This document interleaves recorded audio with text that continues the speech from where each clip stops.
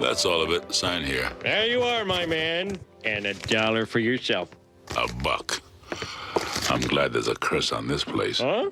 Hello, Goosebumps, and all you other Goosebump fans out there. I'm your host, CL Rupel, and today I have a simple question that I want to answer. Is Welcome to Dead House scary? And, in previous videos, I forgot, it has a nice texture on there. Bumper. Bumper. But, I don't know why I did that. Previous videos, I used a tier list and kind of described what it would be. But from now on, I'm using the scarometer. That's right. It's a thermometer for how scared you'll be. Just stick it in your mouth, I suppose, and mom will tell you how scared you are, I suppose. So that's how we're doing this now. Scarometer. Scarometer. Doesn't matter. No. So, like before, let's get into the actual book itself. Let's find out. Let's look through here and be like, is Welcome to Dead House scary? It's the first one in the Goosebumps, and we'll be going in a fashionable order. The best way to do reading all Goosebumps is reading them in order. Said no one ever. No, the best way to read Goosebumps is finding one on the bookshelf and be like, ooh, what's this? Ooh, that's got a spooky cover on it. I want to read that one. But I think we'll be going in order for this series. So let us begin with the synopsis of the book, as I have my phone right in front of me to have that read for me, or for me to read off of. Yes. The Benson family takes their first trip to Dark Falls to meet with the local real estate agent, Compton Dawes, and see their new home. Mr. Benson inherited a house that belonged to his late great-uncle that he didn't even know existed. So, bad stuff's gonna happen. Come on here. Amanda Benson, her little brother Josh, and their dog Petey immediately sense that something is not quite right. Despite the fact that it is the middle of July, the entire neighborhood seems covered in an artificial darkness created by the shadows of massive, overhanging tree limbs. Dead brown leaves, shade, and shadows are everywhere. I don't know why I like that. By the way, I always get my synopses from Goosebumps Wiki. Shout out to the guys from Goosebumps Wiki. Let's see how much I'm going to complain about your description today.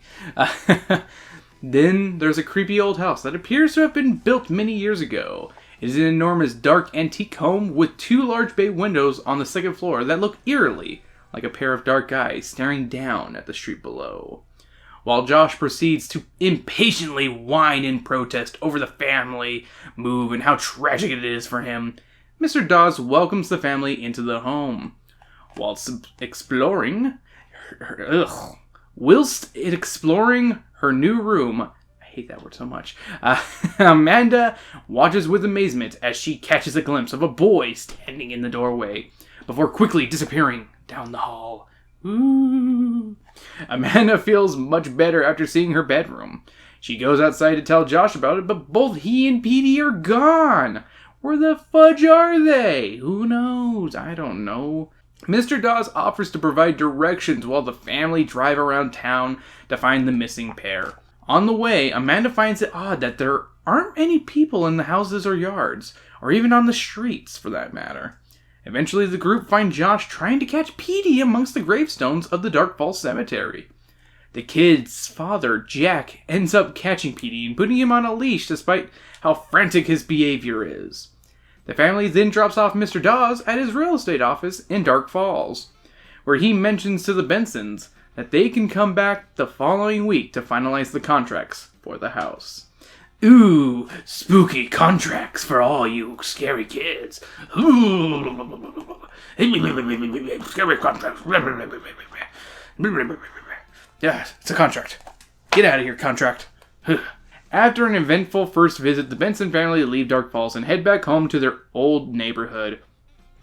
And about a week passes within the story, which I don't think a lot of Goosebumps do this in the future books. I think most of the Goosebumps take place over a week or so. Hey, if you have a correction on that one, let me know. But I'm pretty sure in the original run, this is the only one that has a big jump in time of weeks ahead. It's almost like a Fear Street. A lot of the Fear Street books do that, where they'll just skip ahead in time. They just do that because, it's what was hip at the time, I suppose. At least for Mr. Stine.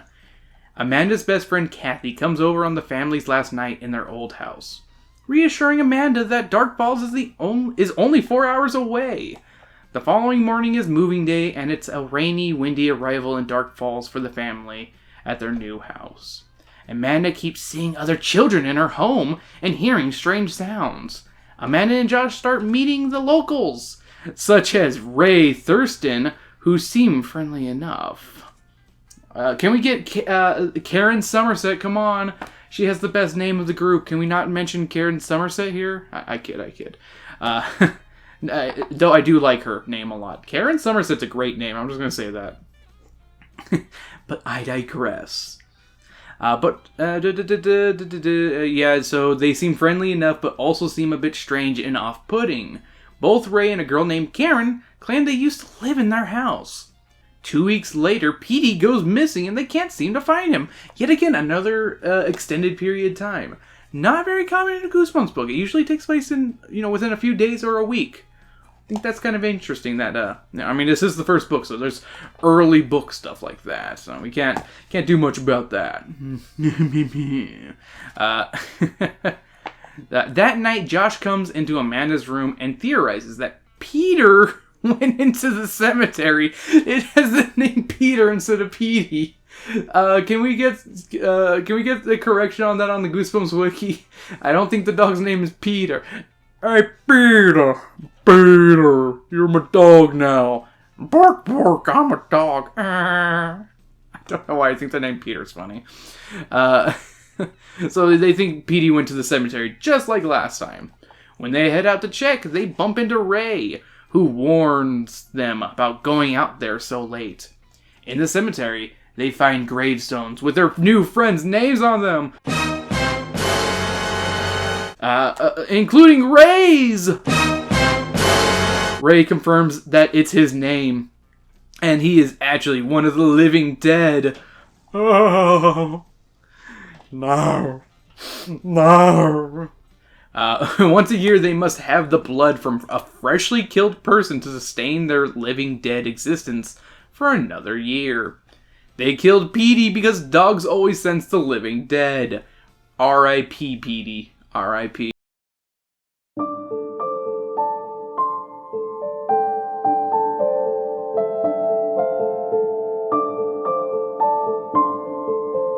Rey attacks Amanda, but Josh saves her at the last moment when he shines his light on Rey's face. This results in Rey disintegrating and becoming a pile of bones. Can we just find? You know what? We'll get into that later. We'll mention Rey's death soon enough. How brutal it is, more brutal than just disintegrating. But then again, this is a kid wiki. That's not a kid wiki. Shut up, Chris. You're a grown ass man and you go on this wiki. And I'm a kid. Alright. Amanda and Josh run home, but when they arrive, they are attacked by the dead children, who explain that there is no dead great uncle, and that the letter sent to their parents was a trick to bring the Benson family to Dark Falls. Suddenly, Mr. Dawes, the real estate agent, appears at the door, and the dead children vanish. They don't really vanish, they kind of just run away. He tells them that he has already found their parents and that he will take the kids to join their parents. Although Amanda and Josh think he's saving them at first, a gravestone reveals Mr. Dawes is also dead. He explains to the children that Dark Falls used to be a normal town years ago, but a yellow gas escaped from a nearby factory and spread throughout the town, transforming the citizens into the undead.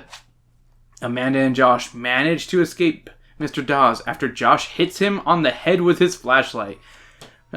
It's like, BAM! Right in the forehead. Brutal scene. Just gonna say that. Brutal scene. It turns out that the dead children are zombies that crumble under light, and they knock down a tree to kill all the living dead. They rescue their parents and go home to quickly pack up. As the Benson family is leaving Dead House, they see a new family on the driveway.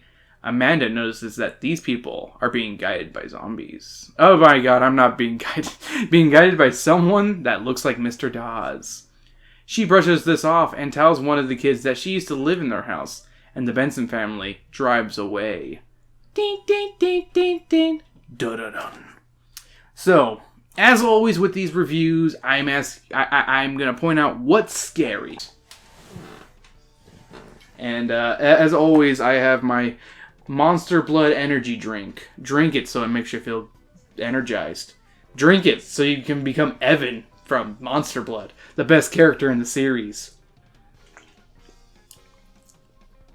I see you writing those comments down there.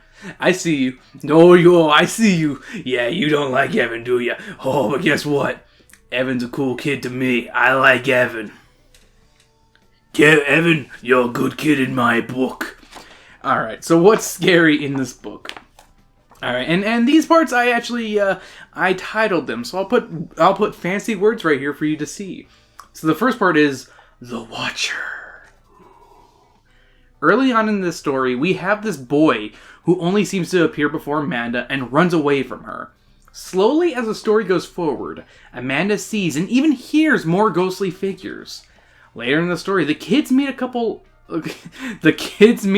kids. I love that I wrote that. The Benson kids meet a couple neighborhood kids, their own age, and two of them, Ray Thurston and Karen Somerset, admit to having lived in their house previously.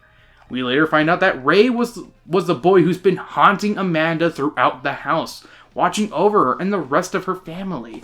That is a creepy kind of idea where this one boy who's literally dead in your house, I suppose is a nice way of putting it, is just watching you and your family to make sure that you guys don't find out something. Or maybe you guys are supposed to just, he's just supposed to watch you guys for what? I don't know.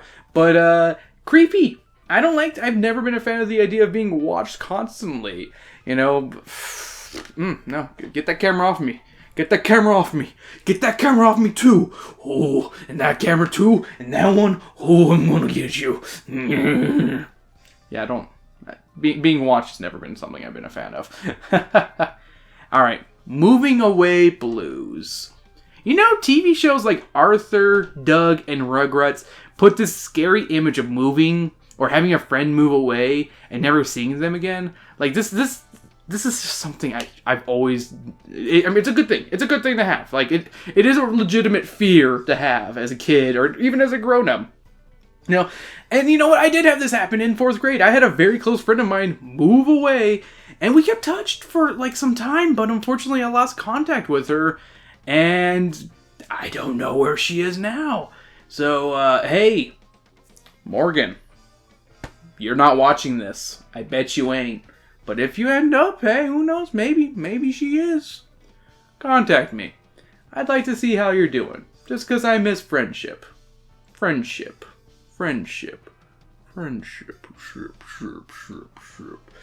But I digress. This book uses the idea of moving away as a good reality-based fear. And there's some good prose on this one. I'm just gonna whip out the book here, and we're gonna go to page 22. The next couple of weeks seemed to crawl by. I walked around the house thinking about how I'd never see my room again, and how I'd never eat breakfast in this kitchen again, or how I'd never watch TV in the living room again. Morbid stuff like that. I had this sick feeling when the movers came one afternoon and delivered a tall stack of cartons. Time to pack up. It was really happening, even though it was the middle of the afternoon. I went up to my room and flopped down on my bed. I didn't nap or anything. I just stared at the ceiling for more than an hour, and all these wild, unconnected thoughts ran through my head like a dream. Only I was awake. That's a good way of explaining how much it sucks to move. I've only moved 2 times in my life. One big move from my childhood home to where my mom currently lives, and then obviously to this apartment. I've been very thankful for that, and I don't know, it's not truly terrifying in the horror sense, but getting this sense of feeling of depression that Amanda feels, it's relatable. It's a feeling of dread that you'll never get to see your friends or get to see this house again that you grew up in. It's one of those reality-based fears that, I know I had that fear as a kid, and I still kind of have that fear of losing my friends, of losing contact with them, because they moved away, or I don't see them anymore. You know, I'm one of those kind of people that if I can't have you in the same room, it's not that I'm not your friend anymore, it's just I probably won't speak with you that often. And I'm a terrible person for that. I know I'm terrible for that. And I apologize to anyone who's moved out of state and I've done that to. I'm not ghosting you. I ain't gonna ghost you, no. You send me a message, I reply back. But guess what? I'm a person who needs personal connections. I don't like connections over the computer or even over the phone for the 90s for this stuff. Let's just leave it at that. True terror is moving away. A haunting dream. I'm not normally a fan of the dream scares and Goosebumps. I'm going to get that right out of the way. I think I said that in the previous episode of the scaries things, whatever, blah blah blah. But when it drops that it is one from the start, I tend to enjoy it more. And this book has a dream sequence, a nightmare sequence that tells you it's a nightmare sequence. And I'm going to go ahead and read that nightmare on page 42. I'm just whipping right up to those pages each time. That feels good. Let us see where it is. I dreamed that we were all dead. Mom, Dad, Josh, and me. At first I saw us sitting around the dinner table in the new dining room. The room was very bright. So bright I couldn't see our faces very well. They were just a bright white blur. But then slowly, everything came into focus and I could see that beneath our hair we had no faces. Our skin was gone and only our gray-green skulls were left. Bits of flesh clung to my bony cheeks. There were only deep black sockets where my eyes had been. The four of us, all dead, sat eating in silence. Our dinner plates, I saw, were filled with small bones. A big platter in the center of the table was piled high with gray-green bones, human-looking bones. And then, in this dream, our disgusting meal was interrupted by a loud knocking on the door, an insistent pounding that grew louder and louder. It was Kathy, my friend from back home. I could see her at our front door, pounding on it with both fists.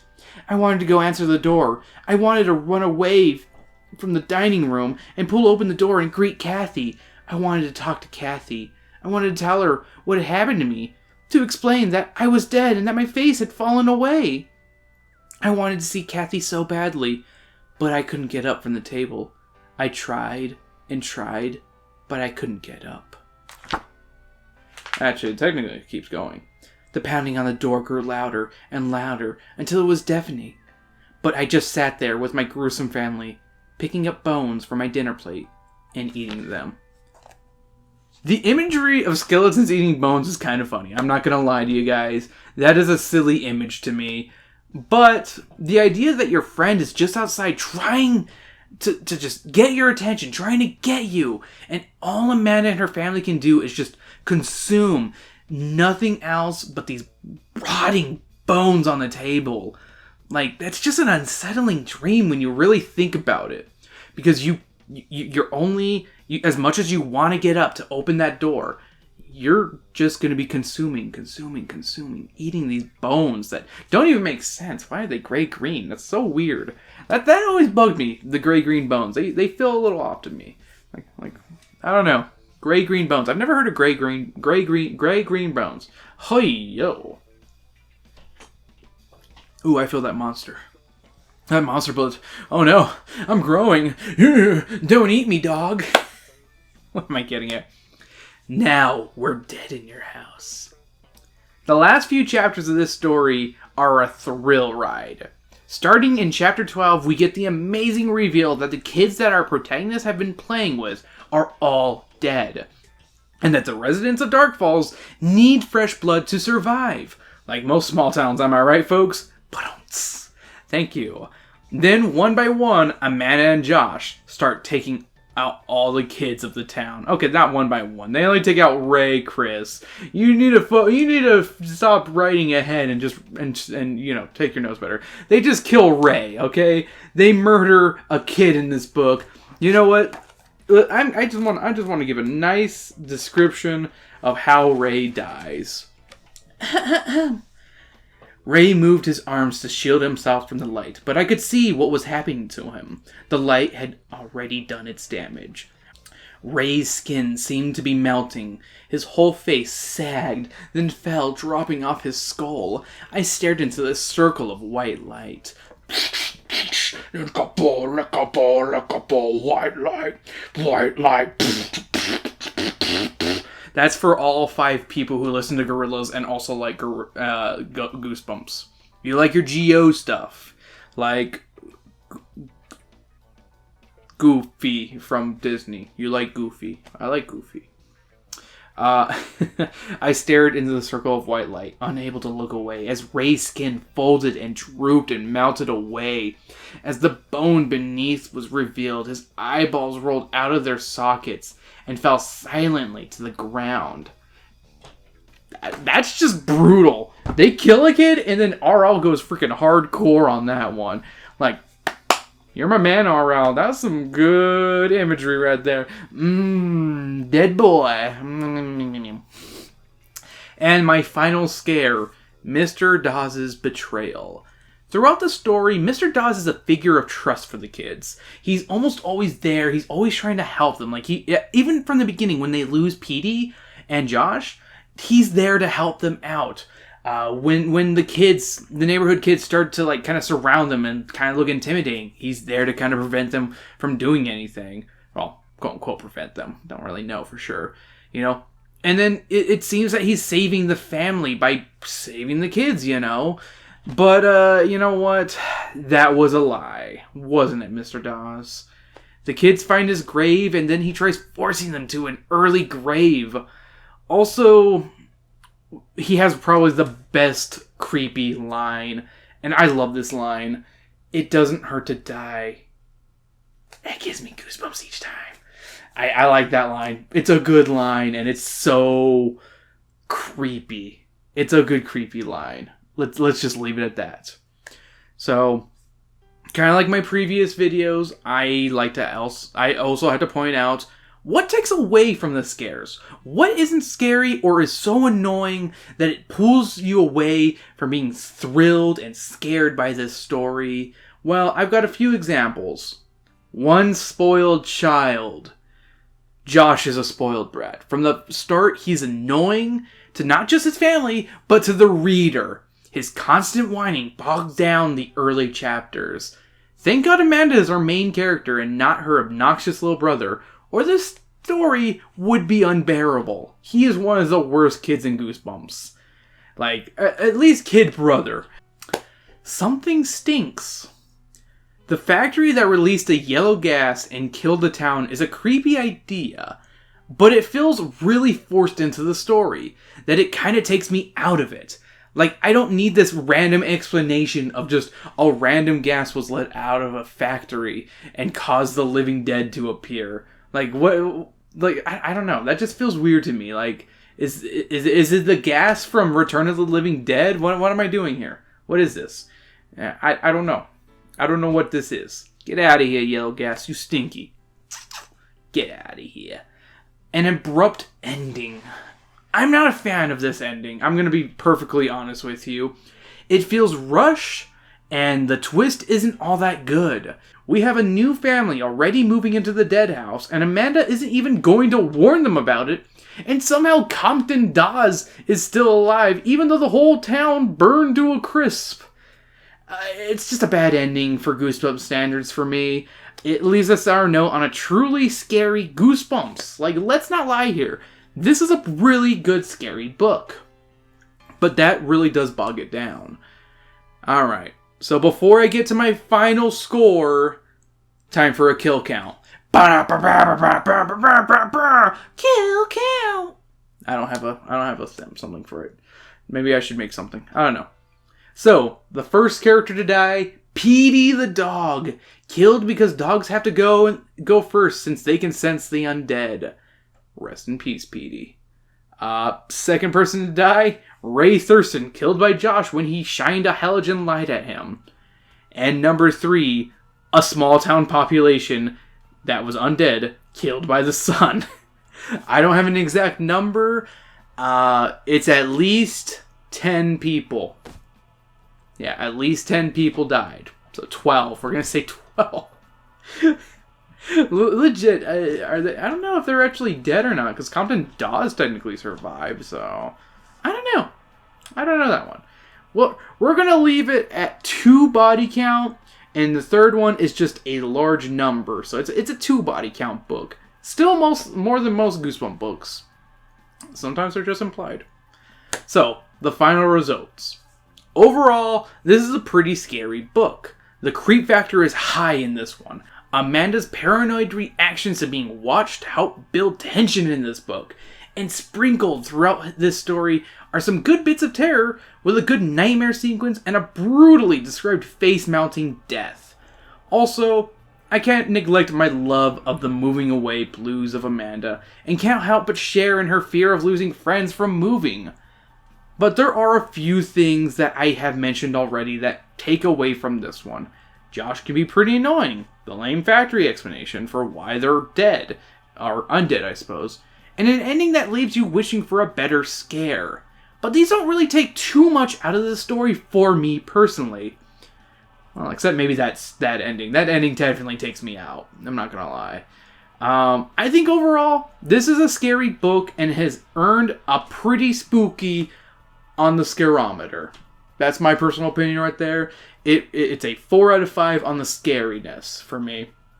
Stine says this one's the scariest book. I think I may disagree with him. I think there are scarier stories in this one, in the series, in all honesty. We'll get to those ones eventually. I'm trying to do at least one a month, but this video's not over yet. That's right. This video is brought to you by more content. After I drink my monster.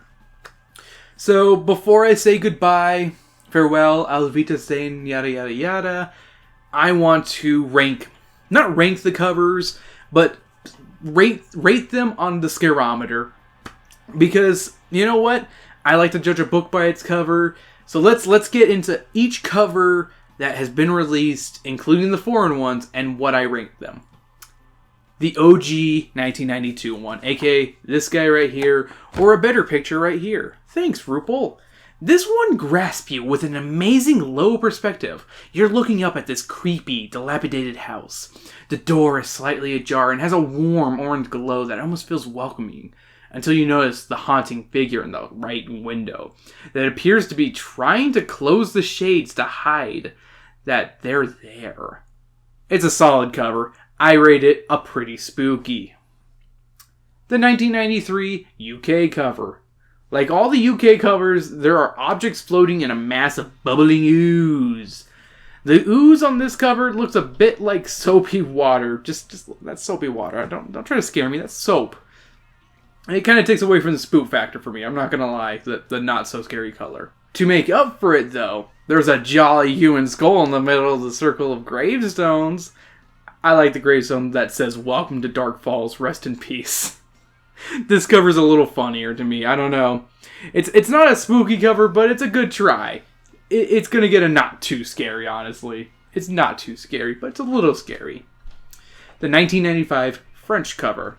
We have a girl who is cosplaying as Lydia Dietz from Beetlejuice, who is behind a cross gravestone with one hand on the grave and the other one somewhere else.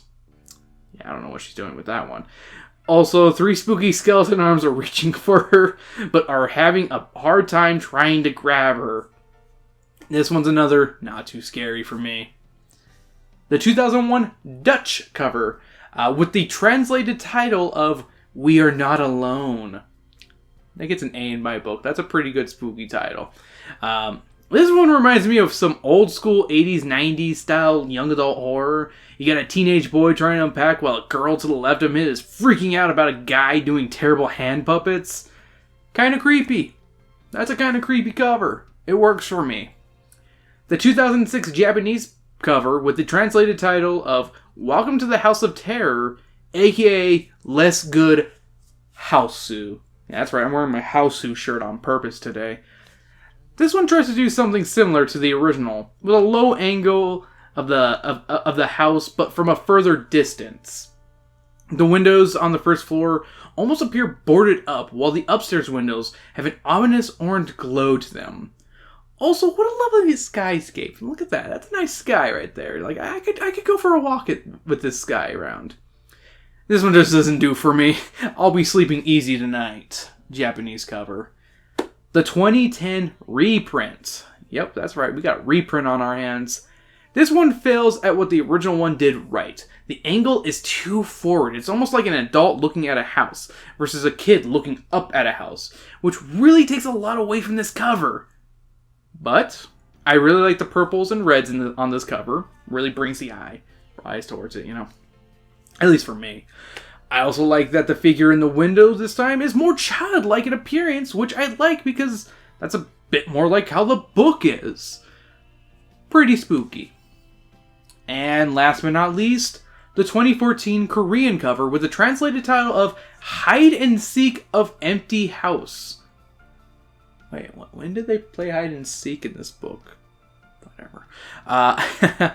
We've got this pretty basic house that looks like I made it in Microsoft Paint. That has a single figure in the window. Glad the artist added that reference from the original. We've got this girl who is looking back at the reader with a face that is disgusted at this 30-year-old reviewing a book by its cover. Not too scary on this one. And that's all the covers, at least all the covers I know about. Those are the ones on the wiki. So a quick editor's note. I totally missed one of the covers on the wiki. It's pretty damn amazing. It's the true Danish this one's the one from Denmark. Yes. This one is so ghastly. It has like that creepy, stereotypical ghost face that's in like every creepypasta, with a bloody skeleton hand pulling at a curtain, staring at a crow that just has blood on its beak for some reason. If I wasn't laughing so hard at this one, I would probably give this one a pure terror. But I think I'm just going to give it a kinda creepy because I think it tries too hard. And when you try too hard like this, you know, if it didn't have that stupid creepypasta face in there, if it had just a normal skeleton, maybe, I'd be like, you know what, pretty solid spookums, but I gotta go with just kind of creepy. Thank you, Goosebumps Wiki people. You are awesome for having that. Well, next time, I want to keep discussing Welcome to Dead House. I want to try to do 2 videos a month. I want to try to do at least 1 review and 1 other video based on the book itself, you know, based on characters or monsters. And I think next time, I'd like to look at the ghastly townsfolk of Dark Falls and do a monster profile on them. So look forward to that the next time we meet. And until next time, hey, stay spooky, Goosebumps. And if you like what you saw, leave a comment down below. Let me know what you think of Welcome to Dead House. Maybe you think this is the scariest Goosebumps book, or maybe you think it's kind of just in the 4 out of 5 range like I did. I don't know. I'd like to hear your opinion, honestly. I think this is a scary book, but I think there are scarier Goosebumps out there. The bumps weren't had on this one. Sorry, RL. Try harder. I'm a grown-ass man who doesn't get scared. God damn it. I'm as old as this book, just so you know. And yes, this is a first printing, just so you guys know. Because I'm that cool. Yeah, dude. Well, thank you for joining me this time. And hey, if you also like what you hear, liking, leaving a comment down below helps. But also, if you really want to help support the show and other things from the Speaking of Which network, go to my Patreon at patreon.com/speakingofwhich. Be like our one patron Trey at Yurtosaurus and join us today. You'll get a shout out every video like this, every podcast episode, and get bonus content every week. It's $1. You could spend $1 a month on something worse. Like this. Okay, I'm done. Okay, bye.